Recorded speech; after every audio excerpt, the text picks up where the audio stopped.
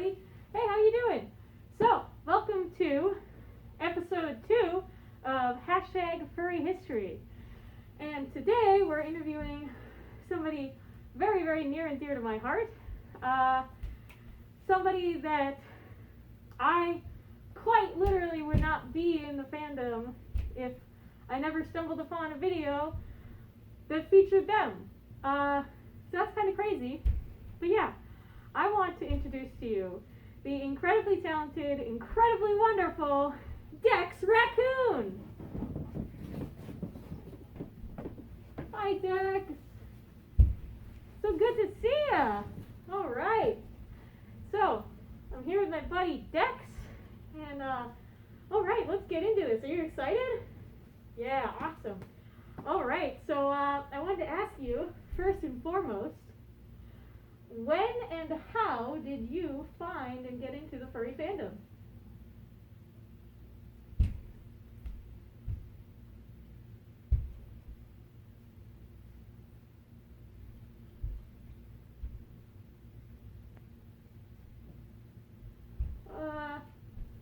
Hey Dex. I forgot, you don't talk, do you? No. Huh. You're gonna do this. Oh. Okay. You're gonna do this whole interview not talking. Just with signaling. Oh. So everyone in my audience might not know raccoon hand signals. So do you have a friend that can talk? Awesome. Okay, could you go get your friend? Yeah. You're great, and I like you, and I love you. I respect you. I think you're like the best. You're my favorite, but I don't think we can do an interview if you can't talk.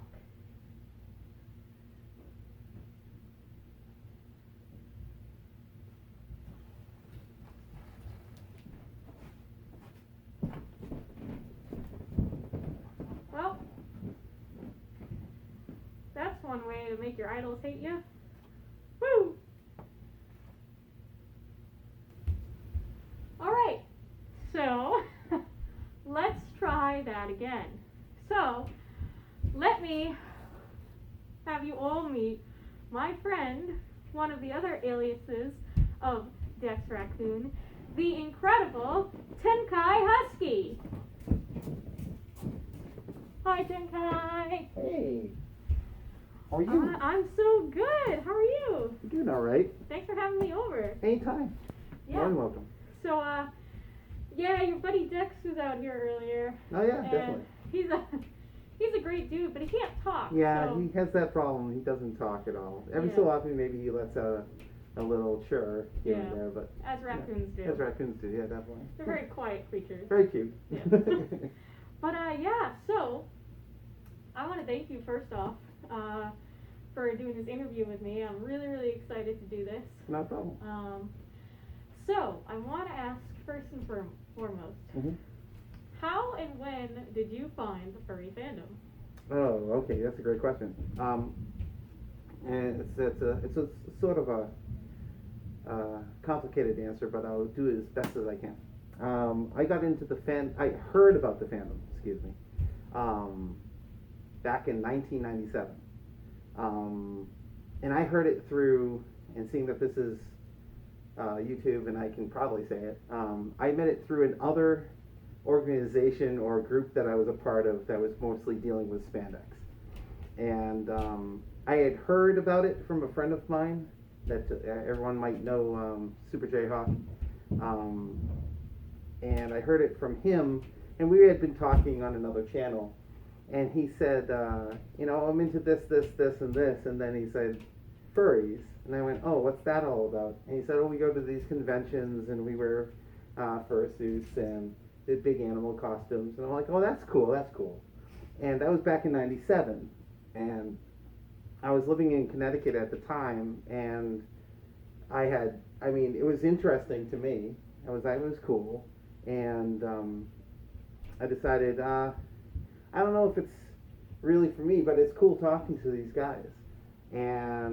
But before that, which was interesting enough, before I even moved to Connecticut, I had worked for Chuck E. Cheese, and I was the mascot. Wow. I was Chucky. I was Chucky for 3 years. It was destiny. It was destiny. So anyway, fast forward 1997 all the way to 2003 in February. I had been talking on IRC, Internet Relay Chat, to a bunch of people, and one of them was Brun Barra, and I had talked to Lobo Wolf and Tibor and a few others, and Fuzzy, and they said that they were going to have a fur meet. And I'm like, that's cool. And I talked to them about it, and they said, we're going to have one in a couple weeks. And I said, all right. And in a couple weeks, mind you, which was funny, I had an actual magic show that I was performing at about maybe, 10 to 15 miles away. Oh, wow. So it was in the same area. So I said, hey, why not? It's a Saturday. I'm going to come on out there anyway, so why don't I just visit?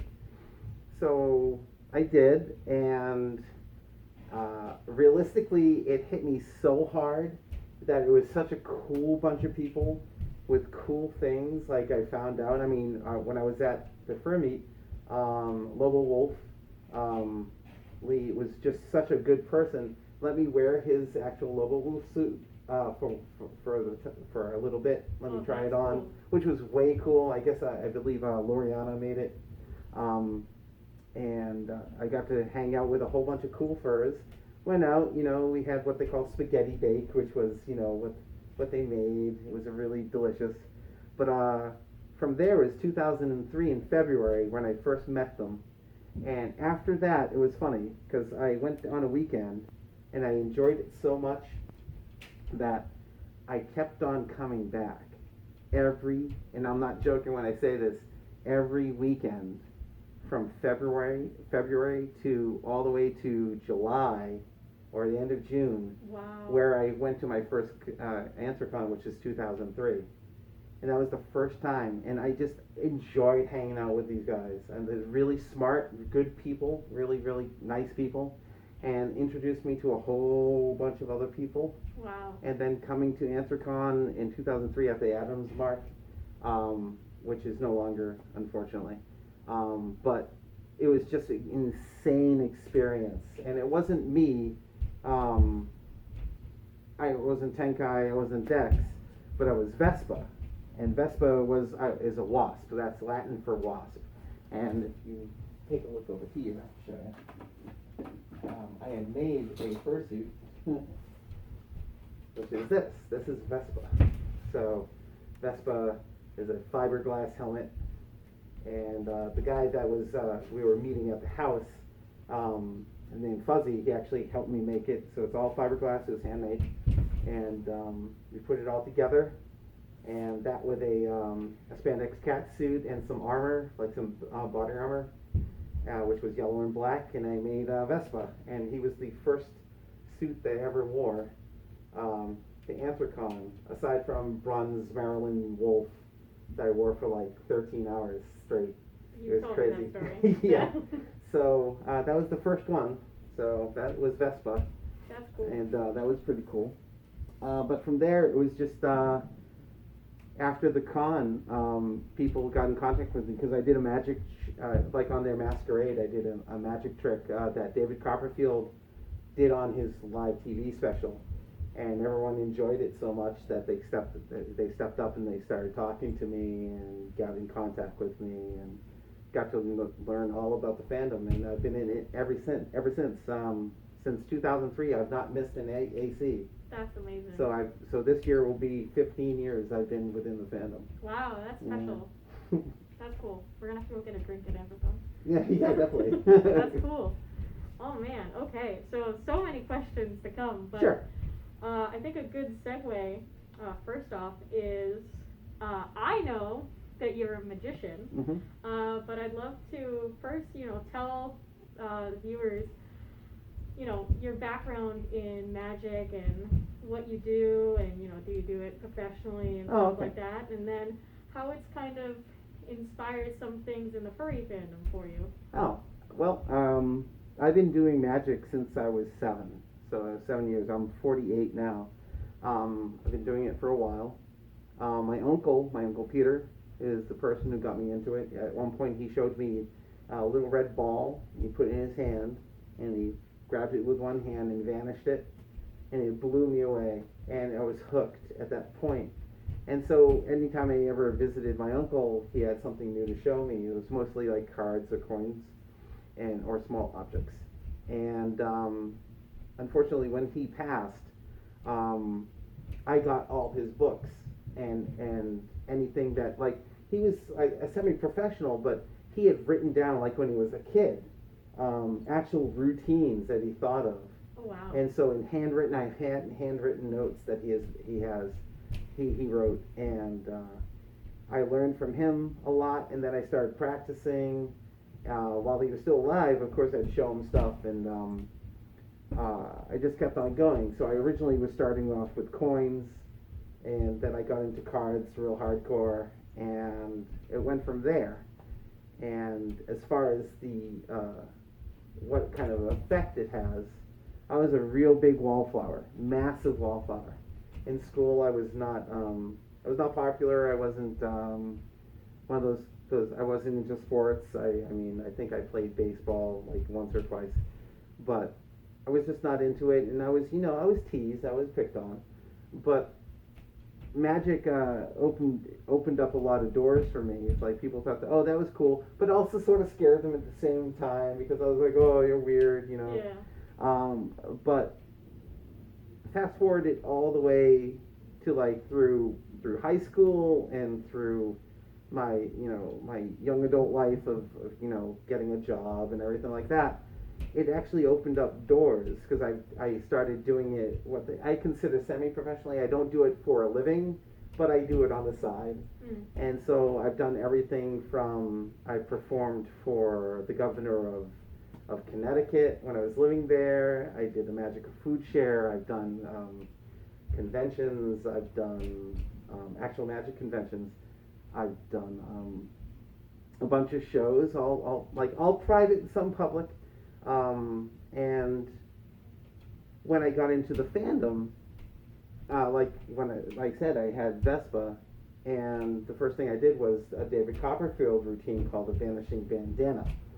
And that went off with without a hitch. It was an amazing thing. A lot of people commented on it, and I started showing people what I could do.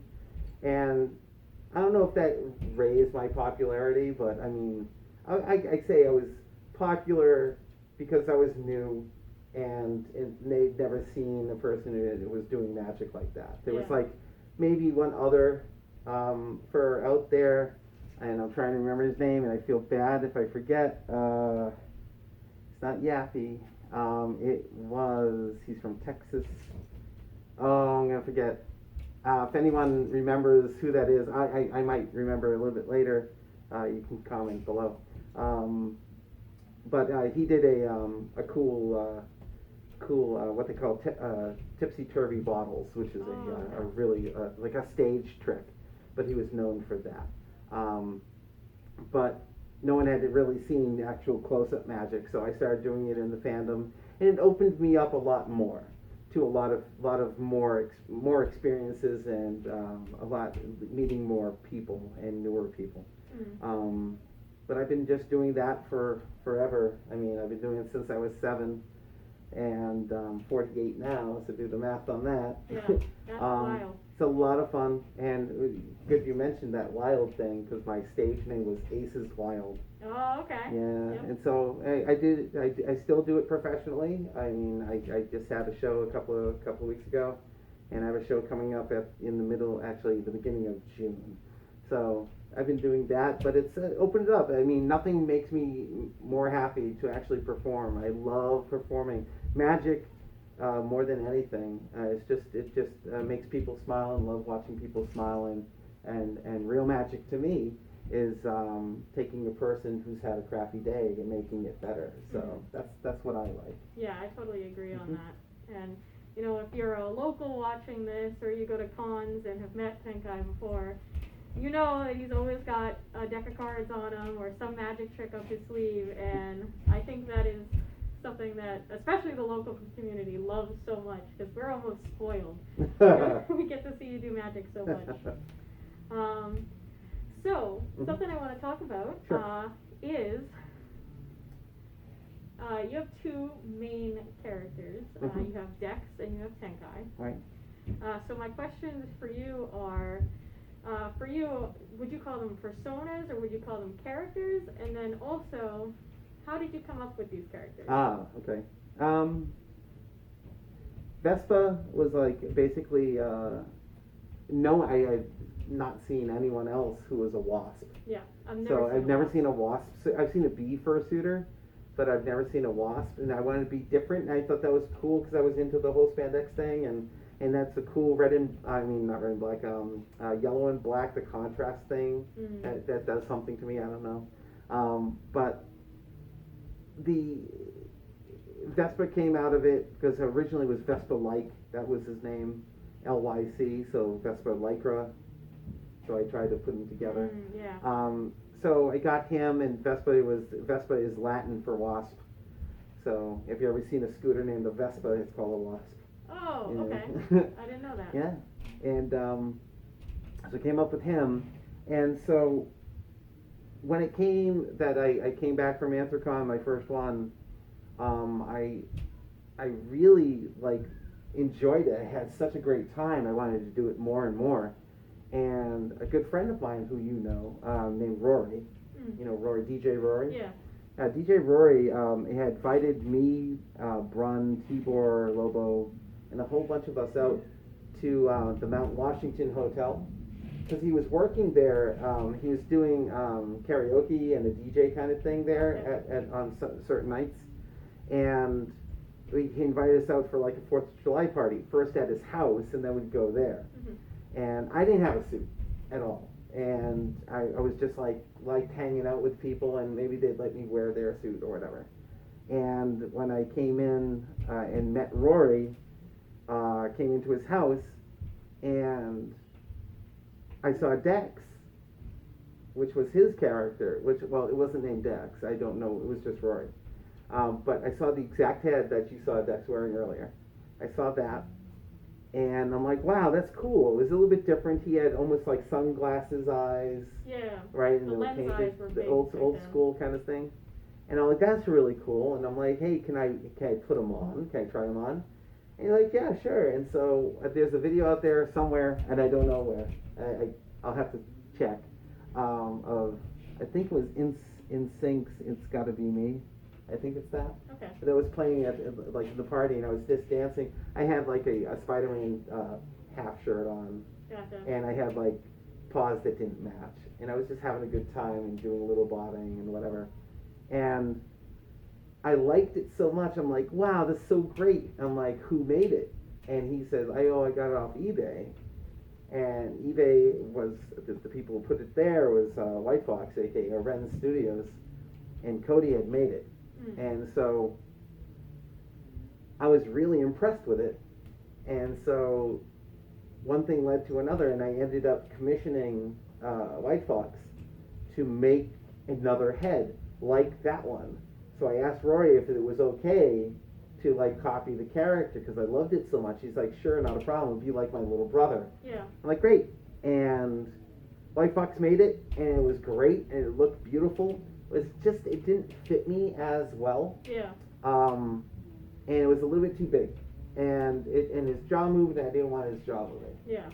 But it was still good. Yeah. And I mean, he gave me a really good price on it, and I was really super happy. And then I thought about it. I said, hey, Rory, I have a brand new fursuit head here. Would you be okay with me trading you this new one for yours, and I keep that one, you have mine? And he was okay with it, 100%. So I gave him that one. I switched it out. I even told White Fawx about it. I thought he was going to be mad, but he wasn't. He was fine. He's like, hey, I don't have to fix anything. Yeah. And so I took I took Rory's, and Rory has my original, and it went from there. So that was fun. That's cool. Dex stayed in the spotlight for a while, and in 2006, realistically, what sparked Tenkai. Tenkai, by the way, is the name of a Japanese magician who came up with a card move. There's a card sleight that I use a lot. It's holding a card a certain way in your hand, called a Tenkai palm. And so I said, oh, why not Tenkai Husky? And the original character design was actually my ex-girlfriend, Jess K. Mm-hmm. And she had drawn him out. And I went to Noble Wolf, who I heard. But the thing was is that back then, I didn't want him, let's just say, I didn't want him to be a public suit. Mm-hmm. A lot of things were going on in my life, and I was finding out more things about myself. And let's just say he wasn't going to be a public suit. Yeah. Yeah. And so I had Noble Wolf make a suit for me. And I liked the character so much that I had to make another body so it could be a public suit, and went from there. And so Tenkai was born in 2006. Oh wow! Okay. Yeah. That's cool. And so and it was also a I don't know, I guess a breaking out of my shell, because my mom passed away in 2006, and so it was me expressing myself even more, because I couldn't do that while she was alive, realistically. And that kept on going for a while. He held up for a lot of cons. Yeah. And then some other things happened. We won't go into much detail of that, but then I came upon some amazing luck and some amazing people in my life. Mm-hmm. And Made for You in 2000, I believe, 13, made Tenkai. This is actually 2.0. Well, 3.0 actually. Yeah. We won't go into the 2.0. We don't want to talk about that. No, I know about that. Yeah. But and I got him, and I've been so happy with him. He's, I don't know if you could say he opened doors for me. I mean, I just really enjoy performing and being around good friends and a lot of people. I love performing in front of them and having a good time, being goofy. Yeah. And went from there. Also, on top of this, as I got a better job and everything, I have two other fursuits. Yep. I have a bat, and now say it with me. Say it with me. It's Supku, not Sudoku. Supku, which is Japanese for ace bat or bat spade, or either one of those. I've forgotten, but it's one of those. It's not Sudoku. And if Blitz is watching this right now, I hate you so much for that, because everyone says it, and someone that you know says it a lot too. Yes. Yeah, the boyfriend. Yes. So anyway. But whatever, it's all in good fun. I have a bat named Suku. He's black and blue, has a spade, upside down spade on his chest. And another one that I haven't really brought out a lot, I have to get his eyes fixed, but his name is Tuz Volk, which is Russian for spade wolf. Gosh, can you tell he likes cards? I don't know, cards and magic related stuff, but he's a purple and black wolf made by Rum Wolf. Rum had made him for me. And he's a partial. Yeah. I should really bring him out more at some point. Yeah. But those are the ones I've had. It's opened me up to a lot of new opportunities, a lot of good people that I've met, really good friends that I've met, including you, Strobes, everyone within our little circle, Teddy and Shane, all of them, Hughes and Mako, everyone. Really good people. It's a really good time. Yeah. And I've been rocking it since 2003. So it's an awesome fandom to be in. It really is. As much of the drama that goes on within the fandom, realistically, my friends and everyone around me, it's like they've helped me through so many hard times and good times, and they've been there for me. So I don't know where I'd be without them. So that's what I'm about. That's cool. Yeah, no, I agree. The fandom is an amazing place. And Definitely. while the fursuits aren't everything, they and your talents as a person can definitely lead you down paths to making some friendships and bonds that really, really last a lifetime. Definitely. So, we've talked about your characters. So, you mentioned it earlier, that your first convention was Anthropon 2003, which is back in the Adams Mark. Yep. So, I want to know, what was it like when you first walked into that con, and what was your first con experience like? Oh, man. Okay, so the way that works is that I've been going to New Hampshire to hang out with my new friends for every weekend. And my mom was like, why are you going to New Hampshire all the time? So I'm just hanging out with friends. And Vespa's helmet was being made, and I couldn't bring it home or my mom would see. Yeah. And so she'd ask me all these questions. So I left it there, and I said, I'll go up by myself, and I'll meet you there. Yeah. So I drove my little red Ford Focus ZX3 all the way from Norwood, Massachusetts, all the way to Philly. And along the way, I had stopped at Snowy's house, Snowy's apartment, Snowy and Jova, if you still remember them. And then went from there. And my first experience is, I remember getting there and not knowing anything what to do. I had never been. And it's like, well, you need to go to registration. I'm like, okay. And there's this big ass line going all the way back. And at first, I mean, I'm not shy per se, but I'm very, standoffish about to like sort of weird things happening in front of me. Yeah. And so I'm just standing in line, and there's, if I can say it with, I guess people take it with a grain of salt. It's like really geeky people. Like, I'm a nerd. I'm a massive nerd. I'm a big geek too. I work with computers, and I'm into computer games and all that kind of stuff.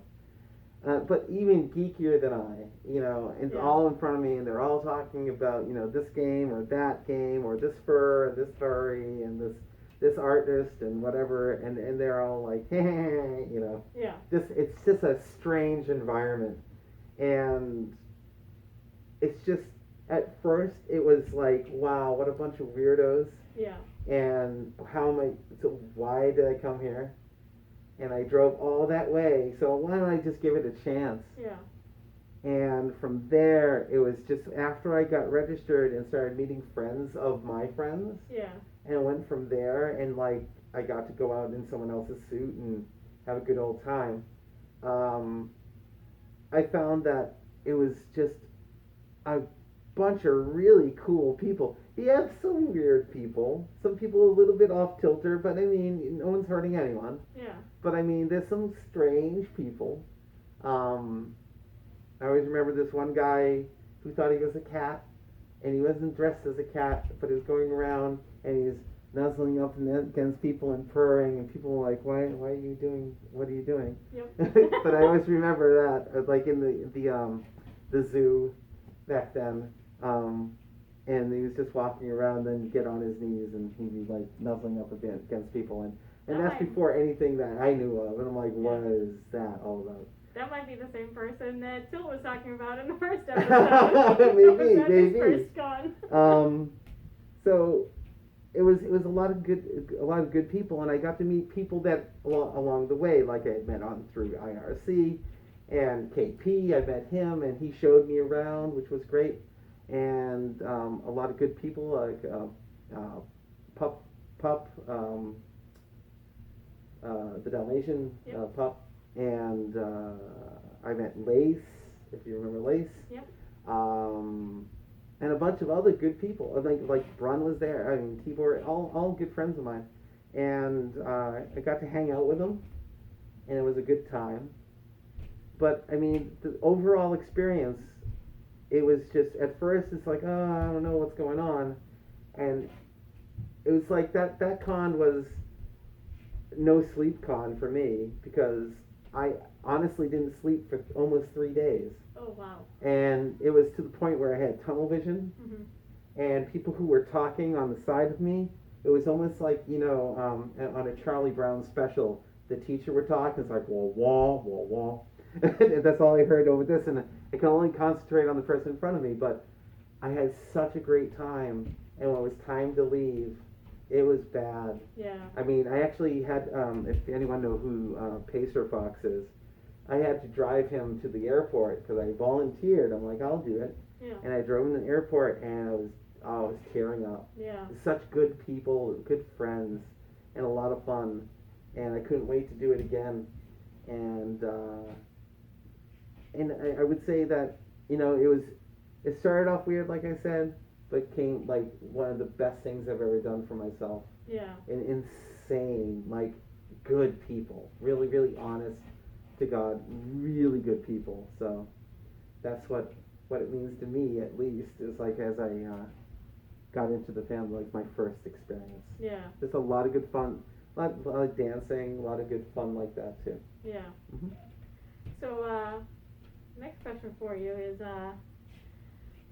do you remember at all some of the first art you got, or any of the first artists that you were like, oh my god, I can't believe how good their art is? Just because it's very interesting to hear some of the names of old.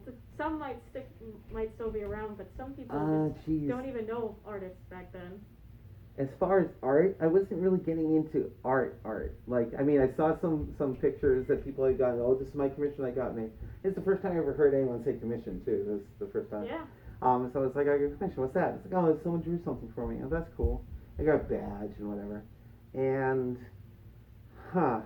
as far as like the first artists, I think most of them were like fursuit makers, and because the first fursuit maker I ever met, and at the time was Latin Vixen, and it was like her first, like I think it was her first con, maybe her second, and like I do have a picture in the other room of the AC 2003 parade lineup, and I wasn't in the Wolf. I was in Crackers, which is Latin Vixen, who had bought it, and it's gone all the way and to my buddy Dex Raccoon, and Eunice has him, but he's been upgraded a bunch of times, but I got to wear him in 2003 because I had sweated out Run's original suit, and she let me wear it in the parade, which was really nice of her, and I got to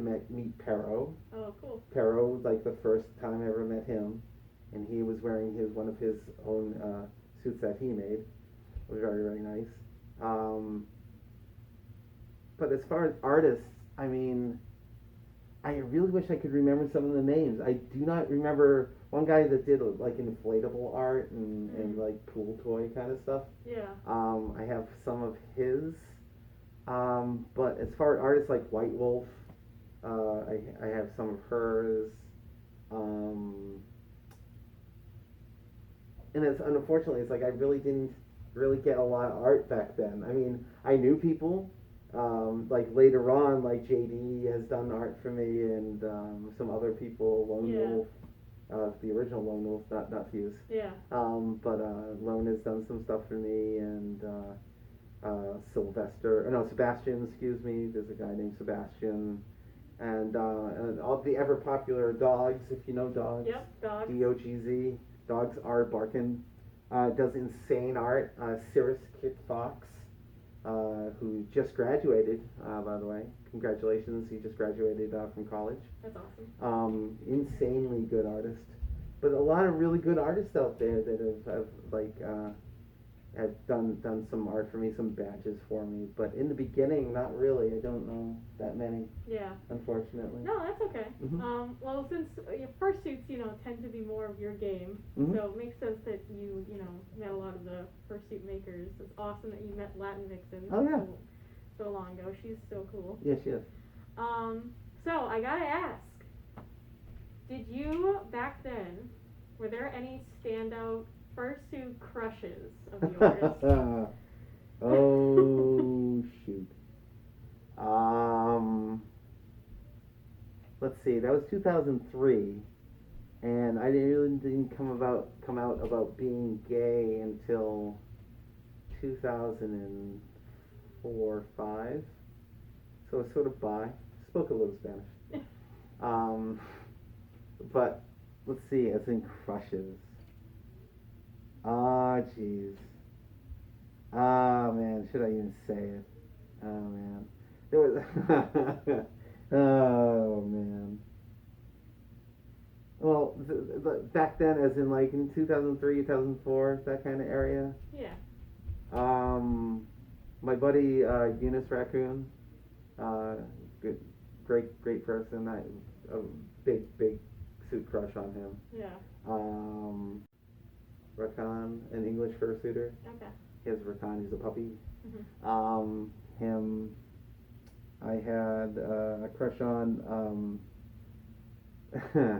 my ex-boyfriend, of course. That was Uck, and Insure and Filter Fawx and Gurr. Insanely cute, good people. As far as like, wow, what an incredible person, or wow, what a really good person. Yeah. As far as that, I just remember there was this one doggy, I forget his name. He could play piano really well. It was a cute suit. Yeah. It was like it looked like it was homemade, but I just remember like watching his paws and just really impressive. So I was really brought onto that on that level. That was like, wow, insane talent. Yeah. I was like, I can never play piano.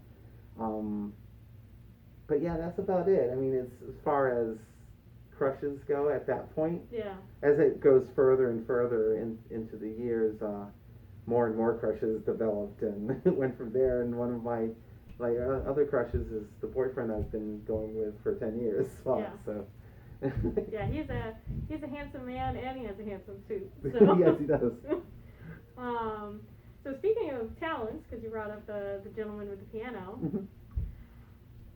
we got to talk about the fact that I found the Furry Fandom because one day, back in January of 2011, I was looking on the internet for mascot videos, and up comes in autoplay a related video, and it's a all black stage with black curtains, and for what I presumed at the time, mascots walked out on the stage.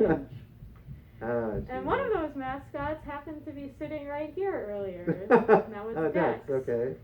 And that video was from FC 2008, So You Think You Gangsta. Yeah, So You Think's a Gangster. That would be Mattias. That would be Oz Kangaroo. That was me and JD. Yep. Yeah. So, I quickly found you, and I would start searching videos of you, and you know that when I got to Massachusetts and realized that you lived 20 minutes away from me, it blew my mind, and it was so cool actually getting to meet you. Yeah. But let's talk about that, because Okay. you have been, you like to dance. Oh, yeah. And you have been dancing the fandom for quite some time now, and you're like one of the OG dancers, and you inspired a lot of the kids that kind of got into it in 2011 and 2012, myself and my boyfriend included. So let's talk about your journey with dance in the fandom. Journey with dance, oh my lord. I would say the journey with dance started in the 90s, just because, like I said, I was a wallflower, and before any of the fandom hit, I was Chuck E. Cheese for 3 years. I was Chucky, and I was not only just Chucky, I was what they call a regional area trainer, which is a rat. I was part of what they call Rat Pack. And I worked there, and originally when I started working there, my manager said that I couldn't be Chucky because I was too tall, because the average height for Chucky was 5'6", and I'm 5'11". And to show him how much I was interested in doing it, my shift started at 10 a.m. Mm-hmm. I got there at 7 a.m. for about a month, every day. Wow. And I came in, and I said, every day, I said, hey, do you mind if I put on the suit and run around in it? just get a feel for it. So maybe one day if someone's sick, I can like fill in. Yeah. And he's like, sure, I don't care. And like people would be cleaning up and getting things ready, and I'd be running around in Chucky and just having a good old time. And at that time, I was really getting into breakdancing, into more Michael Jackson kind of stuff, which were like waves and side glides and moonwalking and nothing really, no floor work or 6 steps or anything like that. But it was more waves and doing the robot kind of stuff or botting and or animation. And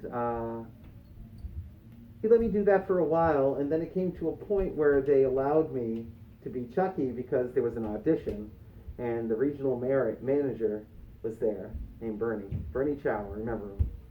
And I auditioned because I came up with an entire dance routine for everyone, and I executed it, and I ended my routine with a jazz split. No one's ever done that, they said. And it's like, oh, you got it. You're Chucky now. And seeing that no one really liked doing Chucky at my Chuck E. Cheese where I was at in West Roxbury, no one liked doing it. So he gave me the full shifts, which was Monday through Friday and Saturday, from 10 a.m. until like 6. Oh, wow. And it was just me non-stop doing Chucky, because back then Chucky was out on the floor 45 minutes of every hour. Wow. And they got a 15-minute break in between. And his food was free, his drinks were free, because you couldn't have, like my manager said, you can't have him passing out because he hadn't eat or couldn't afford it. So that went on for a while. I was there for 3 years. I opened up 2 stores. I opened up Lowell and I opened up Natick. And it became more natural for me to dance. I mean, I really enjoyed dancing and in costume. But then it was like, oh, that was 2000, that was 97, and I had heard about the fandom, but didn't really think about it. And I had gotten out, I stopped working at Chuck E. Cheese in 2000, and it just went away. But I kept on dancing to myself, and I'd go to like a club with friends, and I'd do a little bit of botting or whatever, and I thought it was cool, do waves and whatever. And it wasn't until really, I think it was 2004 at AC, where it became, I was really into robotics, like hardcore. I really like robotics. I mean, that's my big thing. And my buddy Ronan Otter, who I had met at Megaplex a while back, he's like, hey, we should come up with a masquerade skit. I'm like, yeah. And he goes, you could do the robotic kind of thing, right? And I'm like, oh yeah, a robotic raccoon, that would be cool. Yeah. And he's an otter, and so in 2004 we did Robotic Raccoon, and from the reactions from everyone, it was like the best thing ever. Yeah. Done to Harder, Better, Faster, Stronger by Daft Punk, and it was just insane the amount of response you got from that. Like people who were contacting me, going like, "Wow, how do you dance like that?" No one has ever seen anyone really do it like that. Yeah. And then it went from there. I mean, I just, I'd go to a con and, I'd dance, and people were like, "Wow, that's really cool." And I'd look at them, and they're really cool dancers too. But I mean, I really started getting into it, and it became like a community. In 2005, 2005. When AnswerCon moved to Philly, they went to right in the heart of Philadelphia, I believe it was, and at this other hotel, and it was really expensive. Yeah. And it was only there for 1 year, but it was at that's where I met JD. Okay. And I gave a dance class. That was the first one in 2005, and I didn't know what I was doing. I was like, oh, you want to learn how to side glide, do this, do that, and then you move your hands. And had a lot of fun, and it went from there. And then it's like I got to do dance classes with Fawx, and I did dance classes with V, who's another massively talented dancer who needs to come back into the fandom, please. Please. You're not that far away. But anyway, really, really talented dancers from there. Like, and it really makes my heart feel warm that like people like yourself and Strobes, have stated that, it's like they watched me and they were really inspired. And like I know that Doryu has said the same thing. I know Booster has, Remix has said the same. Which is it's flattering. It's really flattering. But I'm like, oh come on! It's like I'm not that good. And I really, in my opinion, I don't think I'm that good. I compared to like Remix or Plasma or Strobes or anyone, I'm absolutely nothing. I mean, honestly, I don't think I'm that good. I can dance, but I'm not them. I mean, but they're younger than me, so I get it. So not a big deal. But I really started getting into dance in 2004, and it hasn't really stopped. It sort of fizzled out a little bit, but I still get out there and have a good old time. So. Yeah. So I've been doing it for a while, and I think I would say the people that I look up to originally was Michael Jackson. That's how I got into it. All the old b-boys, all like from breaking, like from the movie Breakin'. Now I'm gonna forget their names, of course. But if you watch the movie Breakin', you can see some incredible, like Turbo and Ozone, as they're called, them. And now, as of recently, Nonstop and Poppin' John who are like, he's my hero, 100%. So I still keep at it when I can, and maybe I'll do another dance competition at some point. So. Yeah, that's cool. Yeah, you can say what you want. I will always look up to you as a dancer myself. That's just me, and that's my opinion. Well, we've danced together, so that's good. We have. Going Down for Real was a great video. Oh my god, we need to do another one. Yeah, that'll be fun. That was fun. But yeah, I'm gonna be doing a whole another video soon on dance in the fandom. But I need all the young dancers to realize that dancing in the fandom did not start in like 2014. The first dance comp was in 2008. There were people dancing in masquerades far before that, like yourself. I've seen videos of like KP and Yappy Fawx and Pacer and them doing like NSYNC or Backstreet Boys or something. I forget the name of the song. I can't remember it. But like people have been dancing in the fandom for a long time. It's gotta be me. So we're gonna establish that in another video because we need to learn some dance history. But yeah, I just wanted to ask you, since that was my gateway into the fandom, of course. Mm-hmm. So let's see, what else would I like to cover? Not too much more. Now, these are two questions I asked Tilt, and I think I'm going to ask every single person I interview, because these are just two interesting ones. The first one being, over the years, do you remember any trends in, like, certain species getting really popular? For example, when telephone came on the scene, angel dragons got really popular. Oh yeah, definitely, yeah. For example, a few years ago, due to the artist Mick, Circles got very popular. Oh yeah. So, were there any explosions of popularity? I think in popularity goes, like when I got into the fandom in 2003, I think foxes were the thing. Like everyone seemed to be a fox. There's some strange ones out there. There were cats and whatever, but I mean, the cats, sort of a low and comical. But there's a lot of them.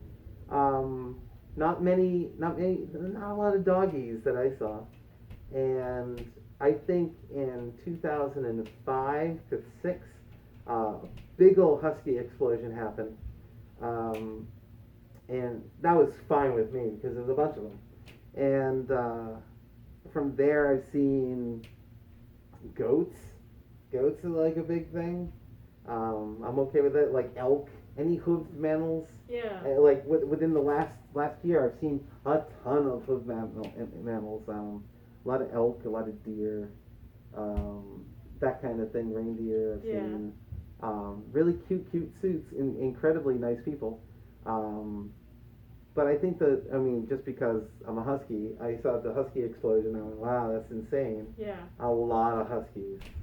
So when I thought I was being somewhat original, there's a ton of other huskies out there. Yeah. Which is funny because my markings are the same as a few others. Like they sort of look like another person's named Yeah. Senny. Oh yeah. Senny sort of looks like me. But there are definitely differences. Yeah. But yeah, I would say huskies. I've seen a lot of like growth in like hoof mammals coming up. What I really would like to see is I'd like to see a lot more scalies come out. I want to agree. see a lot of dragons. I want to see more of that. Yeah. So, I mean, don't. they made a quick pop out every so often, but I'd like to see like an influx of them happen at one point. Yeah, no, I agree. Because, like, I don't know if you know this particular suit, but whenever I think of great dragon suits, I think of one in particular. He's all red. Ryga. Oh, yeah. That is the best It looks like a dragon. leather kind of suit, right? But Yeah. it's not. It's like spandex. Yeah. Yeah. I think that was Fur Happens. Silver Wolf made that.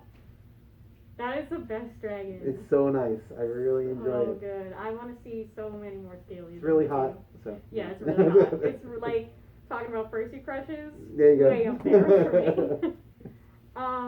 All right. So the other question that I asked him was, over the years, have you seen any like social or hobby trends? For instance, when I interviewed Tilt, I said fursuit squeakers were a huge one, and he said dance, the evolution of dance, and the fact that now every single con has a dance comp. Right. So are there any trends you've kind of seen? Trends that I've seen. I mean, being a magician, I've seen the poker thing happen, and it goes to every con. It seems like every charity poker event. I've seen that. As far as like a trend, trending. I don't know. I'm not too sure if it's much more than that. I mean, there's so many different ways you can go with that. Like what people are doing this time, and like what people are into. Yeah. It changes year to year. I'm not too sure if there's any more that I would recognize. I don't know. It's like for me, I've noticed that a lot of people are into Rubik's cubes. Yeah. Like a lot of different. Like I've gone to 3 other cons and seen people running around with Rubik's cubes, which is pretty cool. Yeah. I really enjoy those. So and also I've seen them with yo-yos too. So I've seen yo-yoers. I'd like to see that actually become a little bit more popular and like go into the masquerade and do some yo-yo tricks and stuff like that. I would too. And juggling too. I'd love to see that. Yeah. Yeah. My friend, you know Atlas the Dane up in New Hampshire? Yeah, I know Atlas. Yeah, he's an awesome yo-yoer. Oh, really? Yeah. I didn't know that. I would love to see, like, I don't know, a yo-yoing tricks, like, show or panel or something. Oh, yeah. That'd be a lot of fun. Yeah. So, we're going to get into the wrap-up questions. Ooh, okay. First off, for you, over the years, are there anything like major at cons that you have feel has changed a lot? Anything that you really miss and wish that could come back? It all depends on I would say the cons I've gone to. Anthrocon is like exploded. MFF has exploded. It went past Anthrocon. But what I'd like to see sort of cut down is that people who believe, and it's funny to say we're in suit right now, people who believe that having a suit is the number one priority. The number one priority is to be in a suit because you'll get massively popular and everyone will see you. Which is true. It's human nature to be drawn to something that is a little bit out there and totally different from anyone else. But also you have to realize is that it's not this that makes the difference. It's this. And it's to be sappy for a moment. It really is. if the person is a good person, and is likes to be around people and having a good old time, and it has a good heart, it shows through that suit. But it also starts with that person, because without the person in it, it's just imitation fur and vinyl and foam. That's all it is. You have to give it life, and people, I think too much about that. They say, oh, I need to have a fursuit, because I thought the same thing when I went to the first con. I'm like, I have to have a fursuit or some kind of thing, and I made something really quick just so I'd fit in supposedly. But I found I fit in more actually, not in suit, but just as myself and hanging out with friends. So I would say don't look at getting a suit. I mean, if you want to get a suit, go ahead and have a good time, but don't get it for the wrong reason. Don't think of it as oh, now I'm going to be really popular and everyone's going to love me. And so part of my French, if you're a shitbag out of suit, you're going to be a shitbag in suit too. So sorry, but it's true. So if you're a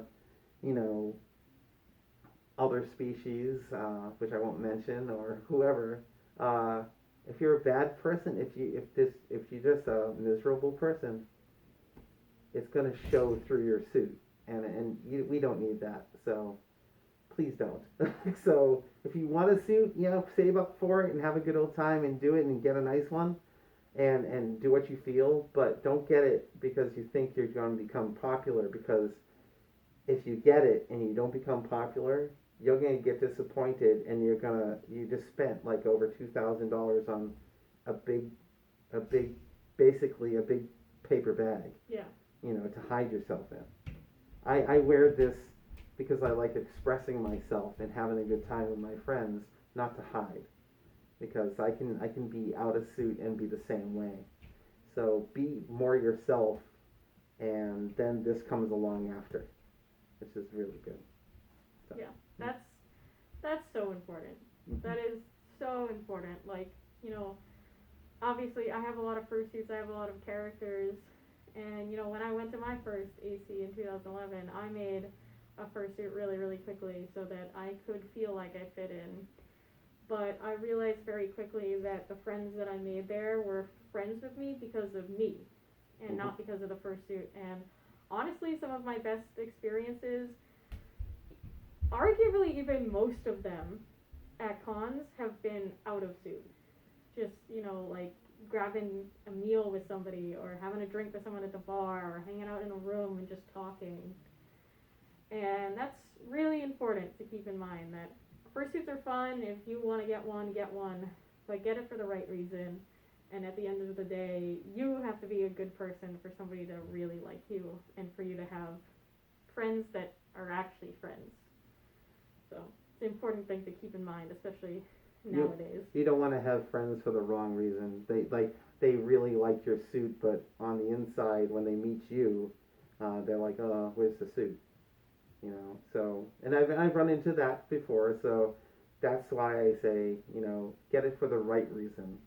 To express yourself, have a good time, but not to become popular or anything like that. And don't use that other word, which I cringe every time I hear. Yeah, so get it for the right reasons. Yeah, definitely.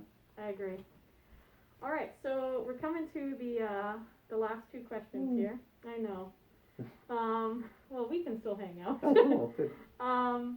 So, is there anything that you would like, if you could tell the fandom anything, the younger generation of the fandom, the older generation of the fandom, anyone, anything, if you could tell them, other than what you just said, which is very important, is there anything that you would like to tell people? To the younger fandom, I'm talking like 18 up to 23, 25, in that area. Keep it in your pants. Jeez, really. Just be cool with everything, and like the time will come where everything's good. So keep it down, man.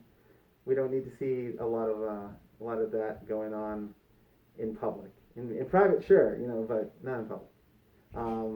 The older furs in my category, be more accepting. Unfortunately, I mean, you have to be more accepting. There's younger. I mean, at first, and I admit it. It's like mad at younger guys who can do so much more than I can. I mean, oh geez, I'm jealous of all the other dancers. Yeah, it's true. I mean, they can do things I cannot do, unfortunately. But I've learned to accept it, and I love watching them. I love having a good old time. So the older furs are out there, you know, respect. It's a respect thing all across the board. It really is. You have to have respect to get respect. So I would say that's the one of the main things. Have a good time. No bullying people for no reason. There's no reason for that. Everyone gets along. Have a good old time. If you don't happen to like someone and they're getting in your face, it's like you can get away from them. Just walk away. Don't have to deal with it. And if it gets that bad, get the cops involved. It doesn't really matter. You don't want that kind of stuff like following you. In the fandom can be a huge rumor mill, and you don't want that. So I would say keep your nose clean, at least as clean in public as you can, and the older furs, be more accepting. Some of the younger kids, they act a little bit crazy, and but they're super hyped. Back when I got into the fandom, it's like I was Jesus, I was 33. I was 33 when I started, so I got in it older, but I mean I was still hopping around, having a good old time, acting crazy, doing stuff, and I learned a lot, a lot of big old lessons, life lessons, if you want to call it that. It's like don't do this in public and don't be an idiot. So just watch your actions. All the con rules, they're there for a reason. It's sort of read them.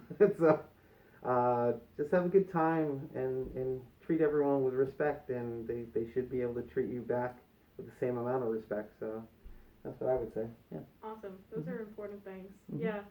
For a small aside for a hot second, you can have sex. That's cool. It's okay to be sex positive. The fandom has an adult side, and that's really okay and really cool. But please, for the love of God, 1, don't shove it in my face, and 2, be safe. Yeah. Absolutely. The last thing you want to do is literally ruin your life when you're like 18, 19, 20, 21 years old. And nothing will ruin it more than having to call 2 or 3 other people and say, hey, you might want to get checked. That's the worst feeling. And there's a lot of people out there that I know that have had to do that. And it's not fun. It really isn't. So, just be real safe. Don't be an idiot. Don't be an idiot. I could make jokes about it, and I could, but I'm not. Just be extremely safe, and know who you're doing stuff with. Exactly. Really, you have to trust. Trust is a big thing. Just don't willy-nilly it. Yeah. Today we've learned trust and respect are important things. And today's number is number 5. So as our final question, and this is a question I'm going to ask every single person I interview. Oh no. Do you see yourself being a furry forever, whatever that means to you? Being a furry forever. That's a good question. I feel that I'll be a suitor as long as my body can handle it. And if my body can't handle it, and I'm not a suitor, or at least a partialer, or whatever, I can still enjoy it without it. Because I have so many friends, and I have so many experiences through that. And I enjoy watching other people, too. I'm a big people watcher. I love watching people. So I don't think it would ever really go away. It will always be here. Always be. Because it opened the world to me. A lot of good experiences, a lot of opportunities opened up for me. So I have that to thank for the fandom.